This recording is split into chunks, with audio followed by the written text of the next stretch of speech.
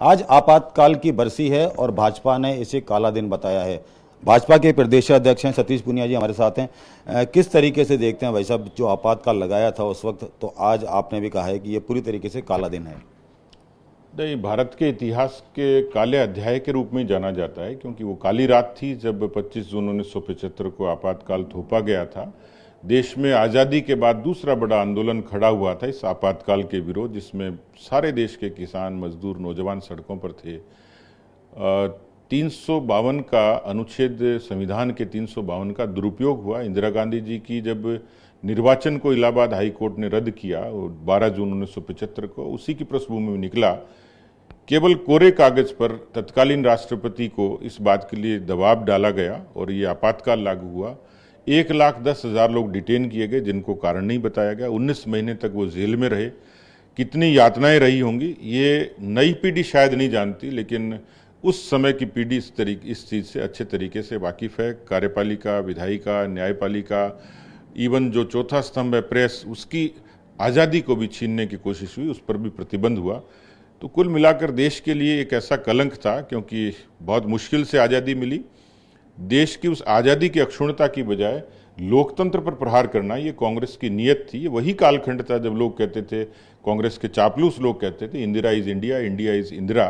तो जहां इस तरीके की पराकाष्ठा होती है चापलूसी की, जब कोई व्यक्ति संगठन और विचार से बड़ा होता है, तो वहां निश्चित रूप से उस पार्टी में और उस देश पर एक संकट निश्चित रूप से खड़ा होता है। तो जो काम इंदिरा गांधी जी ने उस समय किया, कांग्रेस पार्टी ने किया, इस जिद के कारण देश में आपातकाल लगा, अराजकता हुई और उस अराजकता के खिलाफ समग्र क्रांति का आंदोलन हुआ।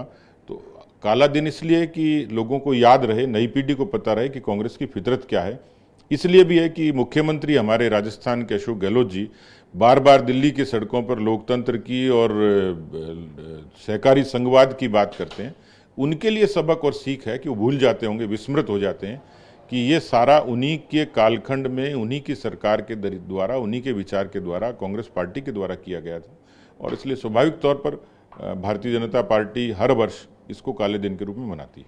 एक भाई साहब, राजस्थान में कांग्रेस की सरकार है, लेकिन आज देखने को मिल रहा है कांग्रेस के विधायक, कांग्रेस के मंत्री के आवास पर जा रहे हैं और तबादला जो है उनकी पसंद के अनुसार नहीं हो रहा है, उसको लेकर विरोध कर रहे हैं। तो किस तरीके से देखते हैं इसको?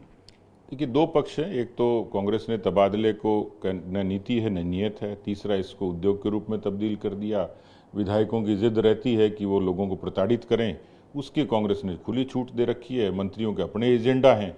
तो कुल मिलाकर तबादले के बारे में राजस्थान की जनता के वो कर्मचारी प्रताड़ित हैं जिनको वास्तव में जिनको सम्मान चाहिए, जिनको सुरक्षा चाहिए, जिनको सहूलियत के लिए अपनी जगह जाना होता है। लेकिन यहाँ तबादलों का जो राजनीतिकरण हुआ है, उसी का नतीजा है कि न तो अपने लोगों को संतुष्ट कर पा रहे हैं, न अधिकारी और कर्मचारियों कर पा रहे हैं। 27 तारीख को एक बड़ा ऐलान किया है कांग्रेस ने, अग्निपथ को लेकर के बड़ा प्रदर्शन किया जाएगा कांग्रेस की तरफ से।